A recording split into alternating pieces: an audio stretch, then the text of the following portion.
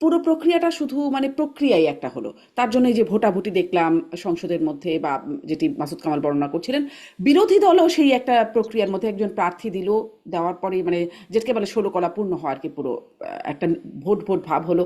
মানে পুরো এই ভাবগুলো করবার দরকার কি ছিল? মানে জাস্ট রাষ্ট্রীয় আচার এগুলো এটাই। তো এটা তো ফর্মালিটিস করতেই হয়। যেমন পার্লামেন্টে যখন কোনো আইন পাস হয়, জানা কথাটা পাই সব পাস হবে, তারপরে তো পাস করতে হয়। বিভক্তি নাম্বার থাকে, বিভক্তি নাম্বারে আপনি পার্টিকুলার ডেটে যদি আপনি পার্টিকুলার অ্যামেন্ডমেন্টে আপনি উপস্থিত না থাকেন, আপনার সদস্যপদ বাতিল করতে পারে স্পিকার। এরকম প্রবিধানও আসে রুলস অফ প্রসিডিউরে। আর্টিকেল 70 খুব ডিবেটেবল একটা বিষয়। এটা নিয়ে আমি গতকালকে টক শো বলেছিলাম, কামাল হোসেন স্যারকে জিজ্ঞেস করেছিলাম যে, স্যার আর্টিকেল 70 কেন আনলেন? বললেন বঙ্গবন্ধু 54 কে সময়, সংসদের সময় এবং তারও আগে ব্রিটিশ পিরিয়ডে বঙ্গবন্ধু নিজের চোখে দেখতেন এমপিরা টাকার বিনিময়ে নিজের দলের বাইরে ভোট দিত এবং সরকার পতন ঘটাতো।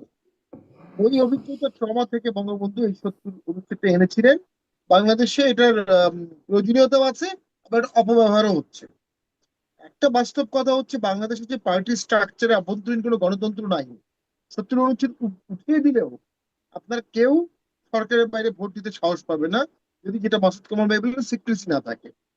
আবার 70 অনুচ্ছেদ বলেছে আপনি ভোট দিতে পারবেন না দলের বিরুদ্ধে, কিন্তু আপনি কথা বলতে পারবেন, আপনি বেসরকারি সদস্য, অ্যাবসলিউট প্রিভিলেজ আছে আপনার পার্লামেন্টে, আপনাকে কেউ থামাতে পারবে না। পার্লামেন্টে কথা বলার কারণে আপনার বিরুদ্ধে কোনো প্রসিডিংস নেওয়া যাবে না। কিন্তু আমরা দেখেছি আমার লিমিটেড এক্সপিরিয়েন্স 6 বছরের, যে পার্লামেন্টে কোনো সরকার দলীয় এমপি, তার দলের মন্ত্রী, প্রধানমন্ত্রী দলের বিরুদ্ধে কখনো আমি একটা লাইন বলতে শুনিনি, অন্তত 6 বছরে। একজন বলতেন, ইসলামী আলম এমপি, উনি মারা গেছেন, উনি নিজের দলের এমপি মন্ত্রীও সমালোচনা করতেন, আমি দেখেছি নিজের চোখেই। সুরদিন সেনগুপ্তও মাঝে মধ্যে করতেন, তোফায়েল আহমেদও মাঝে মধ্যে করতেন।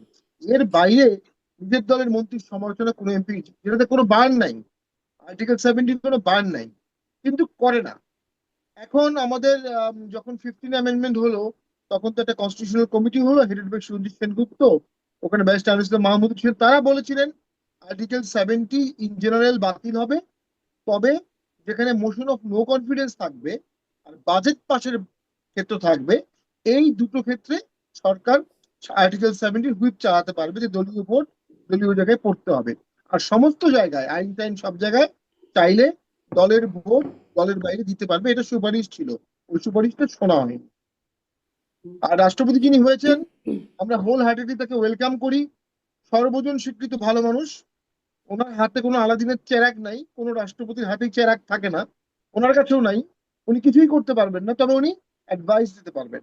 এবং উনি যেরকম স্যাগাসিয়াস, প্রুডেন্ট, সাবেক মন্ত্রী, তার বাবাও বড় রাজনীতিবিদ ছিলেন, প্রগতিশীল, ইনক্লুসিভ, কারা নির্যাতিত, আপসীন, কোনোভাবেই তিনি সেই সময় বিএনপি ভাঙতে দেননি।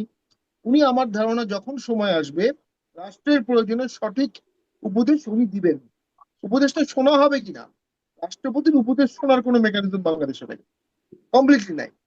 তো বর্ষিয়ান রাজনীতিবিদ হওয়ার কারণে অটোমেটিক তার একটা হুইপিং থাকবে। যেমন কি হামিদ উপদেশ সাহেবের দিচ্ছেন সেটিও তো জানার সুযোগ নাই, মানে সেটিও তো প্রশ্ন করা যাচ্ছে না। কোনো আদালতে কোশ্চেন করা যাবে না, এবং এটা কনফিডেন্সিয়াল, সাংবিধানিক কনফিডেন্সিয়াল বলে গেছে। আমাদের একটা জিনিস মাথায় রাখতে হবে, we are Westminster form of government. মানে ওয়েস্টমিনিস্টার ফর্ম অফ গভর্নমেন্ট ইংল্যান্ডের গভর্নমেন্ট হয়েছে কেন? ওই যে রাজা সংসদ ভেঙে দিত, রাজা অর্ডিন্যান্স জারি করতো, রাজা এক্স পোস্ট ফ্যাক্টো ল করে সাজা দিত, রাজা এমপিদের অ্যারেস্ট করতো, এই সমস্ত এক্সপিরিয়েন্স থেকে ওয়েস্টমিনিস্টার ফর্ম হয়েছে, যে রাজাকে সীমাবদ্ধ রাখতে হবে, লিমিটেড রাখতে হবে। ওই রাজার ভূমিকাটা হচ্ছে আমাদের এখানে রাষ্ট্রপতি। এই জন্য বলা হয় the king can do no wrong. রাজার কোনো দোষ নাই, রাজা কিছু করে না। সেই রকম রাষ্ট্রপতির কোনো দোষ নাই, রাষ্ট্রপতি কিছু করে না। And কিছু না করেও চুপু সাহেবের দোষ হয়েছে। চুপু সাহেবের দোষটা কোথায় আছে? আমি কিন্তু চুপু সাহেবের কোনো দোষ পাই না। যে যা লিখে দিয়েছেন সেটা পড়ছেন, নতুন সরকার আসছে লিখে দিচ্ছেন, উনি বাধ্য, উনি পড়েছেন। ওনাকে পদত্যাগ করতে বললে উনি পদত্যাগ করেছেন, ওনার কোনো দোষ নাই। ওনার কোনো দোষ দেওয়া যাবে না। ওনার একটা গুণ আছে, উনি ওই সময় ভয় টয় পেয়ে পালাই টালাই যান নাই। উনি যদি ওই সময় ভয় টয় পেয়ে আগস্ট মাসে পালাই টালাই যেতেন, তাহলে বাংলাদেশে এত দ্রুত ভোট হতো না, ইসলামিক রিপাবলিক, ইসলামিক কিছু একটা হয়ে যেত, এবং একটা রেভলিউশনারি গভর্নমেন্ট হতো, দেশটা ডিস্টাবলিশড হতো। দেশের স্টেবিলিটি রাখার ক্ষেত্রে সেই সময় দুই পতি, দুই পতি, কারণ এক পতি পালিয়ে গেছে, প্রধান বিচারপতি রিজাইন করেছেন, উনি ছিলেন না, লুঙ্গি পরে পালিয়ে গিয়েছিলেন।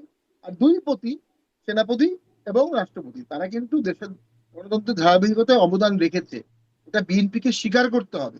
বিএনপি এটা স্বীকার করছে কিনা আমি জানি না, বিএনপি তো বলে, বিএনপি তো মানে রাষ্ট্রপতির অবদান স্বীকার করেছে। বলেছে, স্লাইড বলেছে, কিন্তু বলেই থাকেন তা ট্রেনুরটা শেষ করতে দিলেন না কেন? এটা কোনো যুক্তি নেই।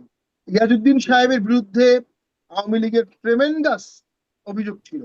ইয়াজউদ্দিন সাহেব আমার বাবার সিনিয়র কলিগ, আমরা খুবই শ্রদ্ধা করি, আমাদের অনেক উপকার করেছেন, কিন্তু উনি বিএনপির চাপে পড়ে 2006 সালে বাধ্য হয়ে যখন প্রধান উপদেষ্টার পদ নিজেই নিয়ে নিলেন, হুম। তখনই তো 111 আসলো।